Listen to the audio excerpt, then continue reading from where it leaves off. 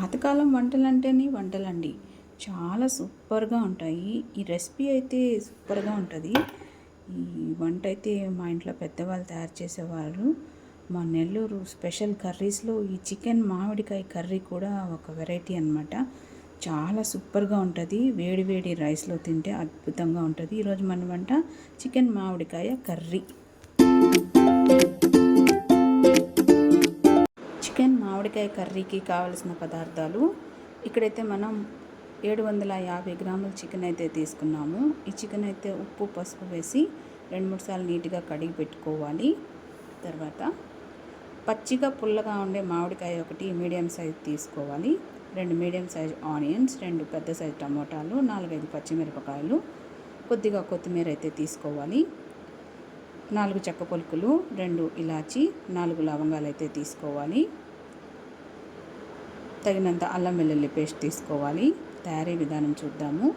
మొదట మందపాటి కడాయి స్టవ్ పైన పెట్టుకుని 2 టేబుల్ స్పూన్లు ఆయిల్ అయితే ఇందులో వేసుకోవాలి. ఆయిల్ హీట్ ఎక్కిన తర్వాత ఇప్పుడు ఇందులో చెక్క, లవంగ, ఇలాచి అయితే వేసుకోవాలి. ఇప్పుడు ఇందులో సన్నగా కట్ చేసిన ఆనియన్ ముక్కలు అయితే వేసుకోవాలి. చాలా సన్నగా అయితే కట్ చేసుకోవాలి ఆనియన్ ముక్కలు. ఈ ఆనియన్ ముక్కలు పచ్చివాసన పోయే వరకు కాసేపు అయితే వేగనివ్వాలి. ఇప్పుడు ఇందులో మనం తీసుకున్న పచ్చిమిరపకాయలు అయితే వేసుకోవాలి. చిన్న చిన్న పచ్చిమిరపకాయలు తీసుకోండి, కారం తక్కువ ఉంటాయి. ఈ కర్రీకి చిన్న చిన్న పచ్చిమిరపకాయలే వేసుకోవాలి. ఒకసారి బాగా కలిపి ఈ ఆనియన్ బాగా వేయించుకోవాలి, మాడిపోకుండా ఈ విధంగా వేయించుకుంటే సరిపోతుంది. ఇప్పుడు మనం తీసుకున్న టమోటాలు చాలా సన్నగా అయితే కట్ చేసుకొని ఇందులో వేసుకోవాలి. నేను వీడియో లెంత్ ఎక్కువ అవుతుందని కటింగ్ అయితే చూపించలేదు. ఈ టమాటో ఎర్రగడ్డ కూడా బాగా మెత్తగా అయితే వేయించుకొని ఇప్పుడు ఇందులో 1 స్పూన్ అల్లం వెల్లుల్లి పేస్ట్ అయితే వేసుకోవాలి. ఈ అల్లం వెల్లుల్లి పేస్ట్ వేసిన తర్వాత పచ్చివాసన పోయే వరకు కాసేపు అయితే వేగనివ్వాలి. ఈ మాత్రం వేగితే సరిపోతుంది. చూస్తున్నారా, ఈ విధంగా అయితే వేయించుకోవాలి, మాడిపోకుండా. ఈ విధంగా వేయించుకొని ఇప్పుడు ఇందులో తగినంత ఉప్పు అయితే వేసుకోవాలి. ఒకసారి బాగా కలిపి ఇప్పుడు ఇందులో 1/2 స్పూన్ పసుపు అయితే వేసుకోవాలి. ఉప్పు పసుపు వేసిన తర్వాత ఒకసారి బాగా కలుపుకోవాలి. ఈ ఎర్రగడ్డ టమాటా అయితే ఈ విధంగా అయితే బాగా మగ్గించుకోవాలి ఆయిల్లో. ఇప్పుడు ఇందులో తగినంత కారం అయితే వేసుకోవాలి. మీరు కారం ఎక్కువ తింటే కొద్దిగా కారం ఎక్కువ వేసుకోండి. నేనైతే ఇక్కడ 1.5 స్పూన్ కారం అయితే వేస్తున్నాను. ఒకసారి అయితే బాగా మిక్స్ చేసుకోవాలి. ఇందులో మనం పచ్చిమిరపకాయలు కూడా వేసాము. కారం కొద్దిగా ఎక్కువ తింటే కొద్దిగా కారం ఎక్కువ వేసుకోండి. నాన్ వెజ్లో కారం కొద్దిగా ఎక్కువ ఉంటేనే నీసు వాసన అనేది రాకుండా ఉంటుంది. ఒకసారి అయితే బాగా కలుపుకొని ఇప్పుడు ఇందులో 1 స్పూన్ ధనియాల పొడి అయితే వేసుకోవాలి. చాలా సూపర్గా ఉంటుంది ఫ్రెండ్స్. చికెన్ మామిడికాయ కర్రీ చాలా టేస్టీ ఉంటుంది. ఒకసారి బాగా కలిపి ఇప్పుడు ఇందులో ముందుగా మనం శుభ్రం చేసి పెట్టుకున్న చికెన్ అయితే వేసుకోవాలి. మనం వేసిన ఈ మసాలాలన్నీ చికెన్కి బాగా పట్టేలాగా ఒకసారి అయితే బాగా కలుపుకోవాలి. చాలా సూపర్గా ఉంటుంది ఫ్రెండ్స్, చాలా టేస్టీ ఉంటుంది.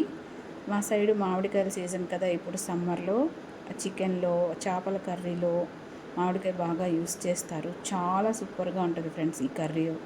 మీరు కూడా ఒకసారి ట్రై చేయండి. ఒకసారి అయితే బాగా మిక్స్ చేసుకుని చిన్న మంట పెట్టుకుని మూత పెట్టేసి ఒక 5 నిమిషాలు అయితే ఈ చికెను చిన్న మంట పైన మగ్గించుకోవాలి. 5 నిమిషాల తర్వాత చూడండి చికెన్లో నుంచి వాటర్ ఎలా రిలీజ్ అయిందో. ఒకసారి అయితే బాగా కలుపుకోవాలి. చిన్న మంట పైన ఈ విధంగా అయితే చేసుకోవాలి ఫ్రెండ్స్. ఒకసారి బాగా మిక్స్ చేసుకోవాలి. ఇప్పుడు ఇందులో మనం తీసుకున్న మామిడికాయ ఈ విధంగా అయితే ముక్కలు కట్ చేసుకొని ఇందులో వేసుకోవాలి. పెద్ద పెద్ద ముక్కలు వేసుకోకూడదు, మరి చిన్న చిన్నగా వేసుకోకూడదు. ఈ విధంగా అయితే కట్ చేసుకొని ఇందులో వేసుకోవాలి. చెక్కుతో సహా వేసేసుకోవాలి. ఒకసారి అయితే బాగా మిక్స్ చేసుకోవాలి.